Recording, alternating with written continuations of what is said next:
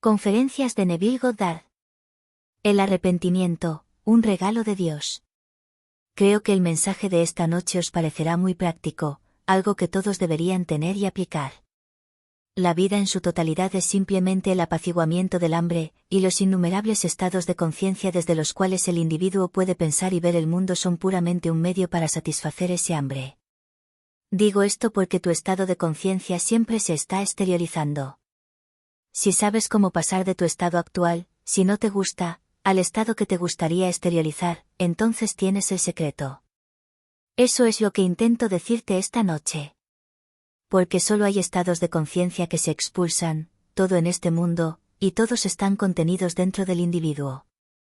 Ahora bien, en la Biblia hablamos de oración, y la oración al mundo significa pedir, pero no en la Biblia. Es acción de gracias, es alabanza, no es petición. En la Biblia hablamos de arrepentimiento, y el mundo piensa que significa arrepentirse, estar arrepentido. Eso no es lo que enseña la Biblia. Oración y arrepentimiento son términos casi sinónimos. Se nos dice que demos fruto que sea digno de arrepentimiento. Luego dicen del personaje central de la Escritura: tú y tus discípulos coméis y bebéis con pecadores. Y él respondió: no he venido a llamar a justos, sino a pecadores al arrepentimiento. Dejad a los justos en paz. Son tan autocomplacientes. Se quieren a sí mismos, así que dejadlos en paz. La palabra, pecado, no tiene nada que ver con romper ningún código moral. La palabra, pecado, significa errar el blanco. Eso es lo que significa. Tienes una meta en la vida y no la has logrado, entonces estás pecando. Puedes tener $1.000 millones, y aún así estar hambriento de otro. Bueno, entonces, si no tienes el otro, estás pecando. Podéis mantener todos los llamados códigos del mundo que os han impuesto los sacerdocios del mundo, pero eso no significaría nada en lo que respecta a las Escrituras. Arrepentirse es simplemente un cambio radical de actitud. Eso es lo que significa el arrepentimiento. Porque si cambio radicalmente mi actitud hacia la vida, entonces veré el mundo desde ese cambio de actitud. Y ese cambio es un cambio de conciencia, y ese cambio se exteriorizará en mi mundo. Ahora bien, el arrepentimiento es a la vez responsabilidad del hombre y don de Dios. Ahora, permíteme mostrarte lo que quiero decir con esto. Él dijo: yo y el Padre uno somos, sin embargo, voy al Padre, porque el Padre es mayor que yo. Somos uno, sin embargo, mi Padre es mayor que yo, por lo tanto, voy al Padre. ¿Cómo llegamos a esta extraña y peculiar declaración y qué significa? En el oficio de enviado, no soy inferior a mi ser esencial, el que me envía, pero solo en el oficio de enviado estoy restringido y debo vivir por fe. ¿Fe en qué? Fe en el que me envía. Soy yo mismo, el Padre, porque yo y mi Padre somos uno. Pero cuando soy enviado a este mundo para experimentar la muerte y para experimentar la restricción del hombre, soy aparentemente inferior a mí mismo, el que me envía. Por eso, cuando me arrepiento, voy al que me envía, primero hago lo que tengo que hacer. Por eso digo que el arrepentimiento es a la vez una responsabilidad del hombre y un don de Dios. Ahora bien, ¿cuál es mi responsabilidad? Quiero cambiar mi mundo. Entonces me pregunto, ¿qué vería si cambiara? ¿Cómo vería el mundo? Si mi mundo fuera exactamente como quiero que sea, ¿cómo lo vería? Entonces, velo. En mi mente, conjuro una escena que implicaría que es verdad, vivo como si fuera verdad, en mi mente. Sé que no puedo hacer que así sea, pero en lo más profundo de mi ser, el Padre tiene el poder de hacer que así sea. Ahora voy a mi Padre. ¿Cómo voy a mi Padre? Primero hago lo que se me pide que haga, represento una escena que implica el cumplimiento de mi sueño y luego me entrego por completo a él en agradecimiento. Soy yo mismo, mi ser esencial, pero trasciende mi mente racional. No sé en este nivel cómo se puede hacer, pero sí sé que si tengo fe en él, es mi propio ser, se hará en mi mundo. Así que, se nos dice en las Escrituras, sin fe es imposible agradarle. Y es necesario que quienes se acerquen a él, crean que él existe y que recompensa a quienes lo buscan. Es necesario que yo crea que él existe y que recompensa a quienes lo buscan. Pues bien, Sin fe es imposible agradarle. ¿Qué es la fe? El mismo capítulo de Hebreos nos define la fe. La fe es la certeza de lo que no se ve, la convicción de lo que se espera. Por la fe entendemos que el universo mismo fue creado por la palabra de Dios, de modo que lo que se ve fue hecho de cosas que no se veían. Bueno, en mi mundo todavía no ha aparecido. Yo digo que todo está contenido en mi imaginación. Así que, voy a representar una escena que implicaría que es real. Y luego, dentro de mí, doy gracias. Ahora, se nos dice la oración más maravillosa jamás pronunciada que encontramos en el libro de Juan, el capítulo 11.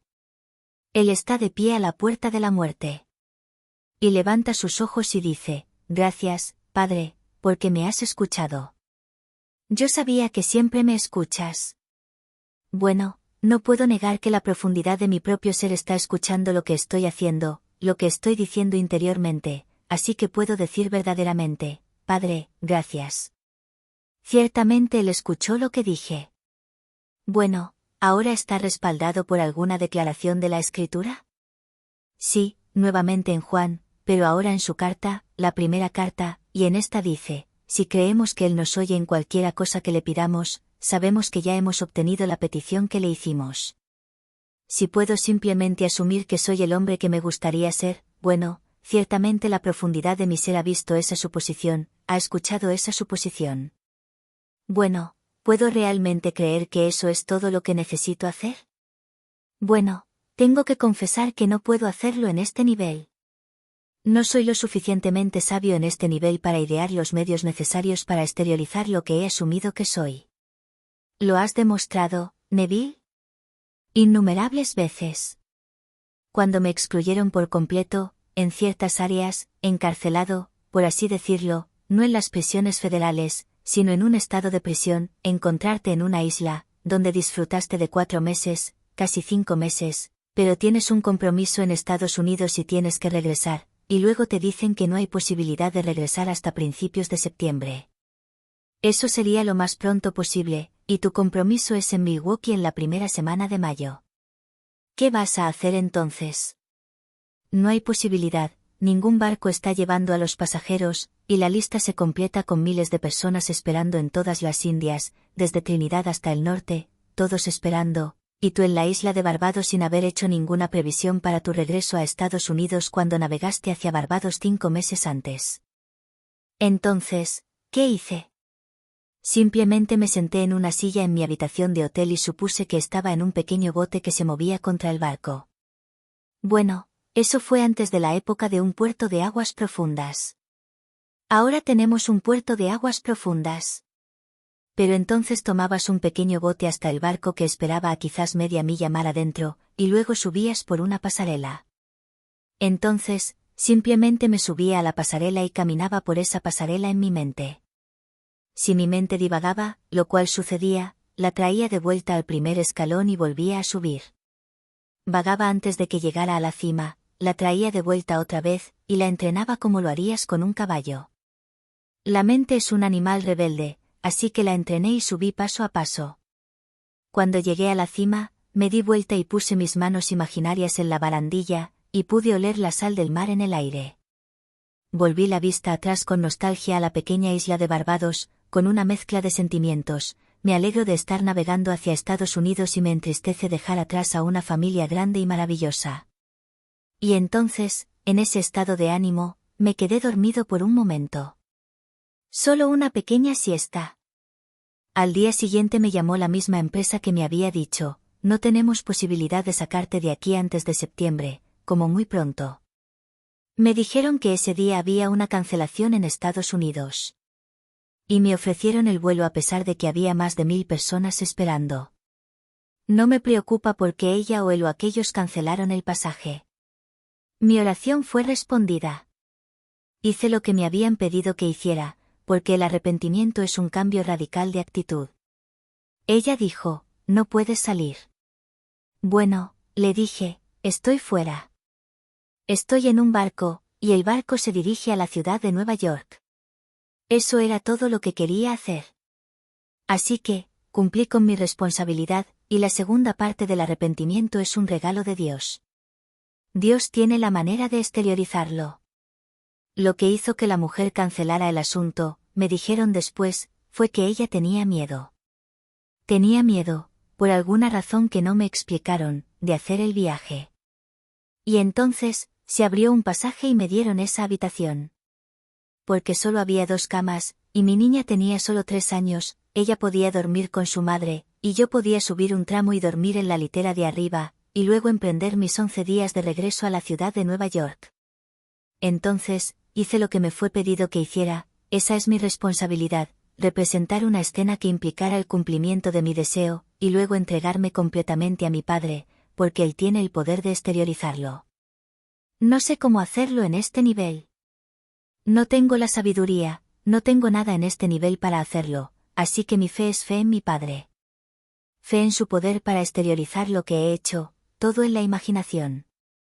Así que, para mí, eso es oración, eso es arrepentimiento. No me senté y sentí por un momento que había hecho algo malo y que por eso no podía salir. No hay sensación de arrepentimiento como el remordimiento que enseña el mundo. Eso no es arrepentimiento. El arrepentimiento es simplemente un cambio radical de actitud, eso es lo que significa la palabra. Metanoia, pero radical, hasta la raíz, y cambias tu actitud. Si cambio mi actitud, he cambiado mi estado de conciencia, y como todos los estados de conciencia se están exteriorizando en el mundo, entonces ese estado se exteriorizará en mi mundo de una manera que no conozco. Porque se nos dice, mis caminos no son vuestros caminos. Mis caminos son inescrutables. Confiad en mí. Así que, sin fe, no podéis agradar a Dios, se nos dice. Si quiero ir a Él, primero debo creer que existe y que recompensa a quienes lo buscan. Bueno, lo busco al proyectar para mí lo que deseo en este mundo. Así que eso es lo que quiero decir con oración. La oración es el intento de comunión con Dios. Eso es lo que es la oración. Como se nos dice en el 4º Salmo, el 4º versículo, comulgad con vuestros corazones en vuestras camas, y luego guardad silencio. ¿Comulgar con quién? No necesito la mediación de ningún sacerdote, ningún rabino o ningún ser celestial, estoy comunicándome conmigo mismo. La profundidad de mi propio ser es Dios Padre. Ese es mi ser esencial, y Él es uno con la mente superficial llamada Neville. Y en la capacidad del oficio del enviado llamado Neville, soy inferior a mí mismo, el remitente, pero el remitente y el enviado son uno. Tú y Dios, Padre, sois uno. Pero en el oficio de enviado, eres como un embajador, no hablas con la misma autoridad de aquel que te envió para representarlo. Así, yo me represento a mí mismo en el mundo de la muerte, pero el que me envía es mayor que yo, y sin embargo, yo y él, somos uno. Esto es lo que aprendo de las Escrituras, y esto es lo que pongo en práctica, y esto es lo que trato de enseñar y decir a todo aquel que me escuche. Tú eres Dios, Padre. Eso es lo que realmente eres, pero aún no lo sabes. Llegará el día en que lo sabrás, y solo lo sabrás cuando su Hijo aparezca ante ti. Jesucristo es el mismo ayer, hoy y por los siglos. Jesucristo, no lo consideres como uno en el sentido de un apellido, siendo Jesús y Cristo el apellido, no. Considéralo como Padre e Hijo. El Cristo es el Mesías, es decir, el Hijo. Jesús es lo mismo que Jehová, es decir, el Padre. Pero los ponemos juntos y decimos Jesucristo. Así que, podríamos decir, yo y mi Padre somos uno. Así que aquí, considéralo simplemente como uno, sí, pero dividido para un propósito en este mundo. Él se envía a sí mismo. Él envía a su Hijo. ¿Quién es su Hijo? El que lo te va a revelar como Dios el Padre. Porque nadie ha visto jamás al Padre, sino su Hijo unigénito, que es el más cercano y querido a su corazón, Él lo ha dado a conocer. Y entonces, ¿quién es ese? David. David aparece a la vista y aquí sabes exactamente quién eres tú. En el momento en que Él aparece, la memoria regresa y tú eres Dios el Padre. Y su Hijo, que estaba con vosotros antes de que el mundo fuese creado, está delante de vosotros. Así pues, Jesucristo es el mismo ayer, hoy y por los siglos, como lo leéis en el capítulo 13 de Hebreos. El mismo por siempre. Esto está contenido en la mente del hombre. Eso es lo que queremos decir en el tercer capítulo de Eclesiastés. Dios ha puesto eternidad en la mente del hombre, para que el hombre no pueda descubrir lo que Dios ha hecho desde el principio hasta el fin. ¿Qué hizo? Se puso a sí mismo y a su Hijo en la mente misma del hombre. Y cuando el hombre ha completado un viaje, entonces el secreto se revela, el Hijo aparece, y en el momento en que el Hijo aparece, aparece la identidad del individuo, que Él es Dios el Padre, que esta relación existía antes de que el mundo existiera. Así pues, todos en este mundo están destinados a despertar un día como Dios Padre, y la relación es para siempre. No puedes cambiarla. Así que, cuando se te llama a arrepentirte, porque la historia comienza diciendo, el reino de Dios está cerca. Arrepiéntete y cree en el Evangelio. Crea en las buenas noticias. Arrepiéntete y todos los sacerdocios del mundo te dirán que ahora debes quejarte y seguir adelante porque debes arrepentirte de las cosas que hiciste. La Biblia no enseña eso en absoluto. No lo hace. Arrepiéntete, cambia tu actitud si quieres cambiar el mundo. Tratar de cambiar las circunstancias antes de cambiar tu estado de conciencia es luchar contra la naturaleza misma de las cosas. No puedes hacerlo. ¿Cómo puedes cambiar algo y seguir manteniéndolo en el lugar? Así que esta noche, sin pedirle permiso a nadie, no le estás pidiendo a nadie que interceda por ti ante Dios, entra en tu interior y comunícate con tu propio corazón. ¿Cómo sería el mundo si fuera cierto que ya soy el hombre, la mujer que me gustaría ser? ¿Cómo sería? Bueno, entonces, míralo y obsérvalo. Si no ves un cambio, entonces no hay cambio. El sentido del hombre puede detectar movimiento en este mundo solo por cambios relativos a algo que es fijo. Bueno, ahora mi estado actual es fijo, aparentemente. Entonces cambio mi actitud hacia el mundo. Dejo que el mundo me vea como un hombre cambiado y veo en mi mundo un cambio. Si veo un mundo que ha cambiado en relación con lo que era, entonces he cambiado. Si esta noche estoy en apuros económicos, ¿qué pasaría si no lo estuviera? ¿Si fuera rico? ¿Lo sabrían mis amigos? ¿Lo sabría mi esposa? Sí, lo sabrían. Bueno, entonces, hazles saberlo. ¿Dónde? ¿Diciéndoselo en voz alta? No, todo lo haces en tu imaginación. Porque el hombre es todo imaginación, y Dios es hombre y existe en nosotros y nosotros en él. El cuerpo eterno del hombre es la imaginación y eso es Dios mismo. Ese es el cuerpo divino del que hablamos en las Escrituras como Jesús. ¿Y dónde vive? Vive, en ti. Así que Blake dice tan hermosamente, ¿por qué estamos aquí, temblando, clamando a Dios por ayuda, y no a nosotros mismos, en quienes Dios mora? Él mora en nosotros, así que, ¿a dónde iría para encontrarlo? ¿En una iglesia? ¿En una sinagoga? ¿En un supuesto lugar santo? No, si estoy en el bar bebiendo una cerveza o un buen whisky, ahí es donde está. Él está en mí, donde quiera que yo esté, ahí es donde está. Y Él es consciente de lo que estoy considerando, y va a exteriorizar lo que estoy considerando. Así pues, cambio radicalmente mi estado de ánimo y ese cambio radical se exteriorizará si me entrego por completo a Él, con la fe de que Él tiene la capacidad de hacerlo. Me libera de toda responsabilidad de idear los medios que serían necesarios para hacerlo. No sé, no soy lo suficientemente sabio para saber cómo va a funcionar, solo sé que funcionará. Así que, todos, si conocen este secreto, son libres. Son liberados por el conocimiento de la oración. Enséñame a orar. Ahora bien, el Padre Nuestro no es la técnica. Si conoces el Padre Nuestro, y se recita semana tras semana en todas las iglesias del mundo, pero no es como está escrito en las Escrituras. Un amigo mío que ya no está en este mundo me dio la traducción literal del griego, cuando lo que tenemos en nuestra Biblia es una traducción del latín, y el latín no tiene aoristo del modo pasivo imperativo, por lo que no podían transmitir el sentido del evangelista. El modo pasivo imperativo es algo que debe hacerse de manera absoluta y continua. Eso, bueno, en otras palabras. Padre nuestro que estás en los cielos, tu nombre debe ser santificado, tu reino debe ser restaurado, tu voluntad debe ser hecha. Así es como está escrito. Es una obra que es eterna, sin ninguna referencia a su duración, a su posición en el tiempo, a su repetición, debe estar sucediendo. Y ese juego es el juego del Padre-Hijo en el hombre. Y al final, cuando el individuo se ve atraído hacia ese juego, se da cuenta de ello. En realidad, vuelve a representar dentro de sí mismo el juego eterno, y cuando todo eso se realiza dentro de él, se siente realizado en lo que vino a hacer.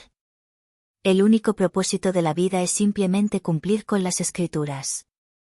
Pero mientras estamos aquí en este mundo de lágrimas, en este mundo de muerte, nos hemos dado una ley por la cual podemos amortiguar los golpes inevitables.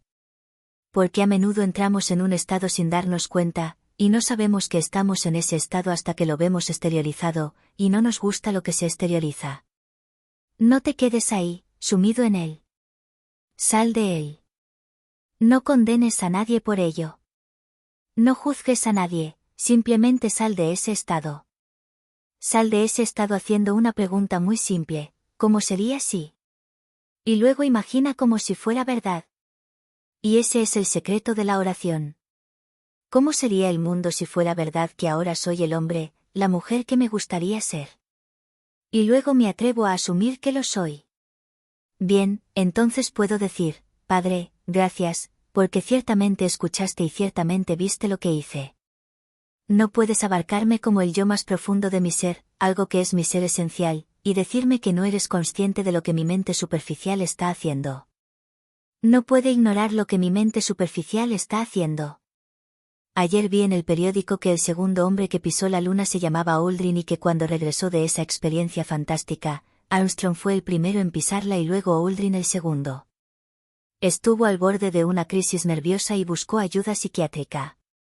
Y todas las historias que leyó sobre su viaje las calificó de falsas y todos dijeron, ojalá fuera verdad. Nada de lo que escribió la revista Life sobre ese viaje era verdad.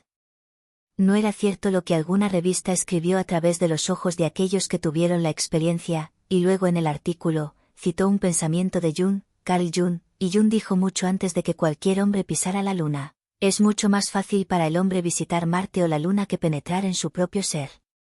Así pues, pisas la luna, y es una hazaña fantástica, pero eso no es nada comparado con penetrar en tu propio ser y encontrar la causa de los fenómenos de la vida, para encontrar al Padre en ti, porque ahí es donde está. Él no está fuera, y como no está fuera, nunca está tan lejos como para estar cerca. Porque la cercanía implica separación. Así que puedo decir, yo y mi Padre somos uno. Así que, si Él está incluso cerca, no es lo suficientemente cerca. No importa cuán cerca esté, Él tiene que ser mi ser esencial. Porque la cercanía implica separación, y Él no está separado, porque yo y mi Padre somos uno, dándome la libertad de elegir un estado en el que entraré, sabiamente o no, pero Él lo exteriorizará y me mostrará exactamente lo que hice. Pero concédeme la libertad de cambiarlo, no me dejes en el estado si deseo salir de él. Sin embargo, muchas personas se revuelcan en él, y se revuelcan en él, mañana, tarde y noche, y son totalmente inconscientes de que lo están haciendo. Dirán, oh, sí, y luego 5 segundos después están de nuevo en ese estado. He tenido entrevistas con personas que me dicen, esto es lo que me gustaría, pero primero debo decirte, no me digas nada. Dime lo que quieres, son solo estados. Insisten en revolcarse en todas las cosas del pasado. Como la ancianita que insistía en confesarse una y otra vez con el sacerdote, y se trataba de una pequeña aventura que había tenido cuando era niña, una jovencita. Y el sacerdote le dijo, ¿sabes, querida, me lo has dicho una y otra vez? Y ella dijo, sí, pero me encanta hablar de ello. Bueno, esa es la historia, nos encanta hablar de todas las miserias del mundo. Te digo, olvídate de eso. Conoce exactamente lo que quieres en este mundo, atrévete a asumir que lo eres, y luego entrégate por completo. Entrégate a la profundidad de tu propio ser, y Él tiene una manera de ser que tú no conoces, y la exteriorizará en tu mundo. Así que, en realidad, en un sentido real, la oración es la apropiación subjetiva de la esperanza objetiva. ¿Qué esperas? Bueno, ahora, aprópiate subjetivamente de ello. Esa apropiación subjetiva de la esperanza objetiva es el arte de la oración. Porque el Padre sabe exactamente de qué te estás apropiando. Él lo vio. Y no te está juzgando, te lo va a dar. Él no te va a pedir nada, te va a dar exactamente aquello de lo que te apropiaste. Así que me apropié de un viaje cuando me dijeron que no podría salir de esta isla durante meses y meses. Y mantuve mi fecha en Milwaukee. Llegué a la ciudad de Nueva York en la primera semana de mayo y volé a Milwaukee, y allí mantuve mi fecha. Así que, lo mismo es cierto para todos en este mundo. Yo no soy único en el sentido de que no soy diferente de cualquier hijo nacido de mujer. Tú eres único y yo soy único en el sentido de que no podemos ser duplicados. Y es por eso que todos tienen que ser redimidos, porque si no todos, entonces algo falta en el todo. Así que, puedo deciros fielmente a todos, vais a ser redimidos. Podéis pasar por el infierno antes de despertar, pero aún así vais a ser salvados. Vais a ser salvados, todos, porque el todo hace al uno. Ese es Dios. Pero, ¿por qué esperar? ¿Y por qué tener más obstáculos y más golpes en este mundo, cuando en realidad podéis aprender lo que las Escrituras realmente quieren decir con arrepentimiento? Y no vayáis diciéndole a nadie que cometieron un pequeño pecado, y ahora debéis darles algo que hacer para que puedan arrepentirse. Olvidaos de esas tonterías. Todo eso son tonterías. No me importa lo que hayáis hecho, vuestro Padre no lo tiene en cuenta, es el estado en el que estabais cuando cometisteis ese acto. Y el hombre juzga al individuo y no al estado. Si tengo que expresarme, juzgaré al estado, pero no al individuo en ese estado, fue simplemente algo que cayó en él sin saberlo. Así, Blake podía decir, ahora veis por lo que os digo que no veo ni al justo ni al malvado en un estado supremo, sino que cada uno de ellos es un estado de sueño en el que el alma puede caer en sus sueños mortales del bien y del mal.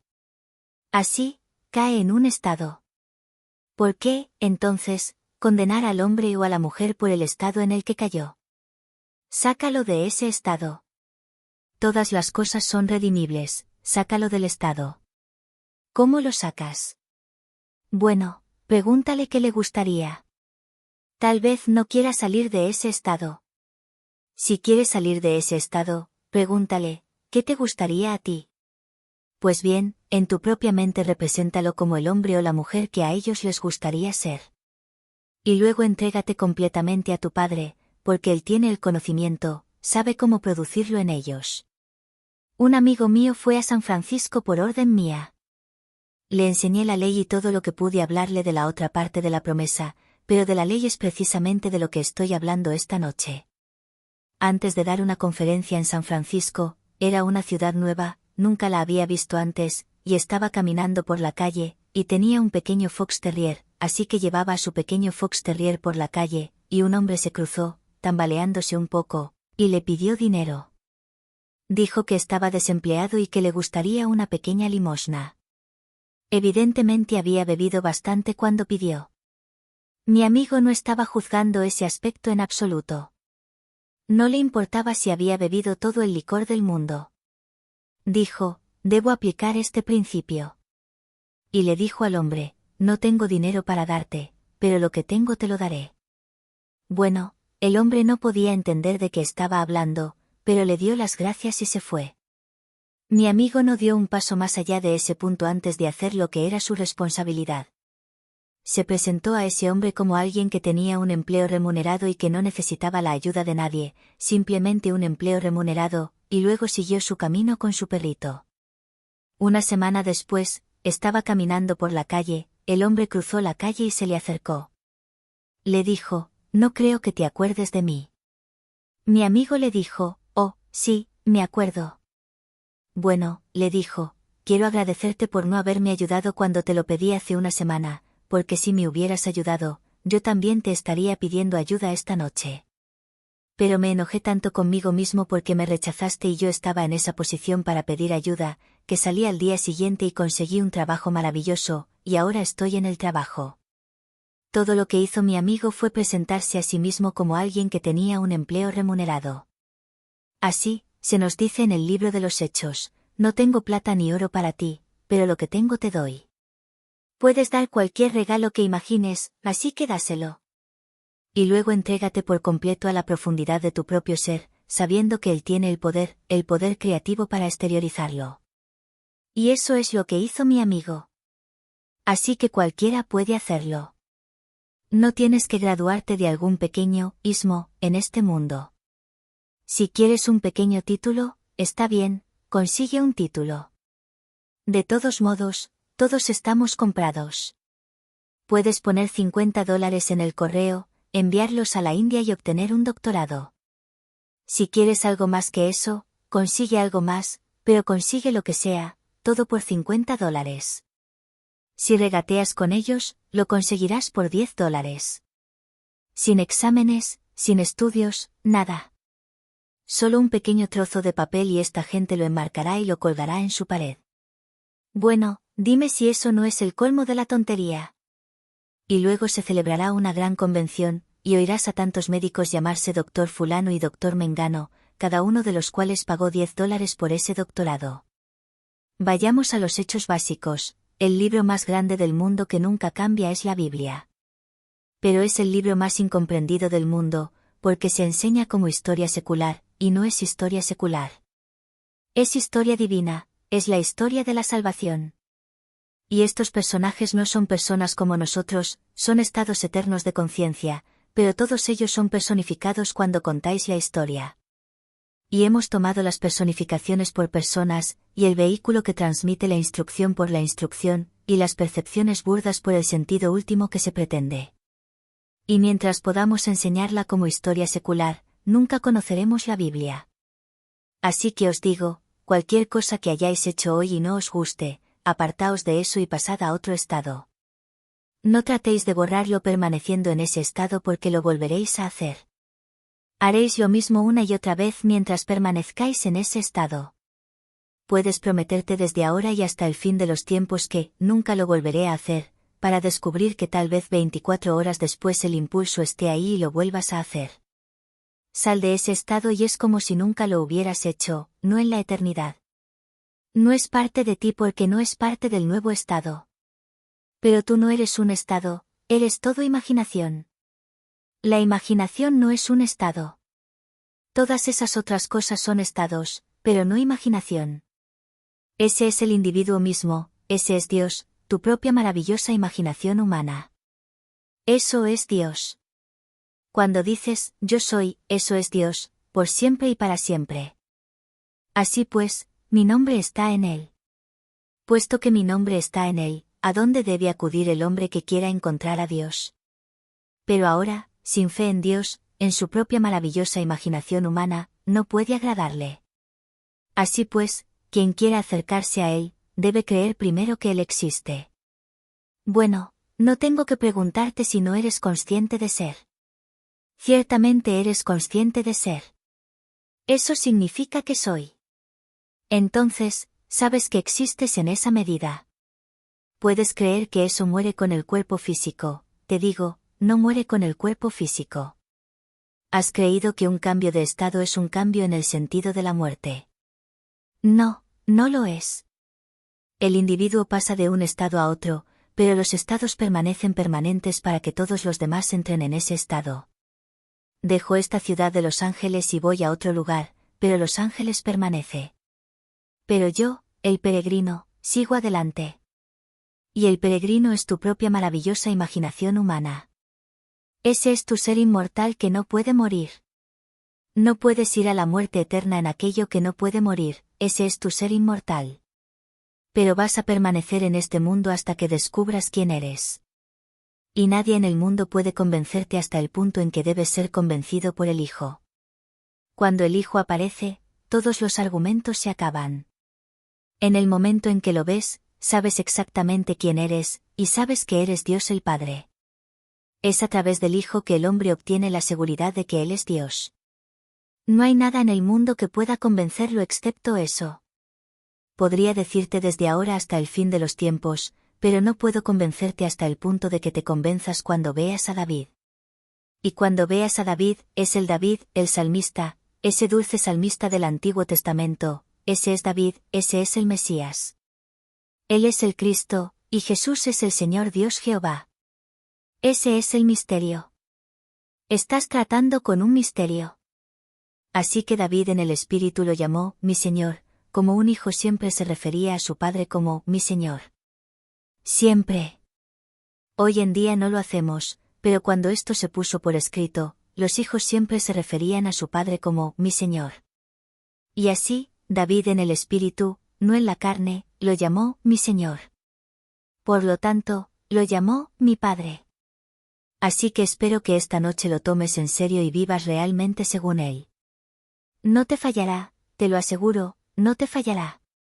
Puedes cambiar tu mundo y hacerlo conforme a tu estado ideal, a tu sueño. Cuéntaselo a quienes te escuchen. Muchos no te escucharán, pero en realidad no importa. Si no te escuchan, déjalos en paz. No trates de golpearlos en la cabeza para que lo hagan. Pero te diré que el crecimiento espiritual es la transición gradual, diría yo, de un Dios de tradición a un Dios de experiencia.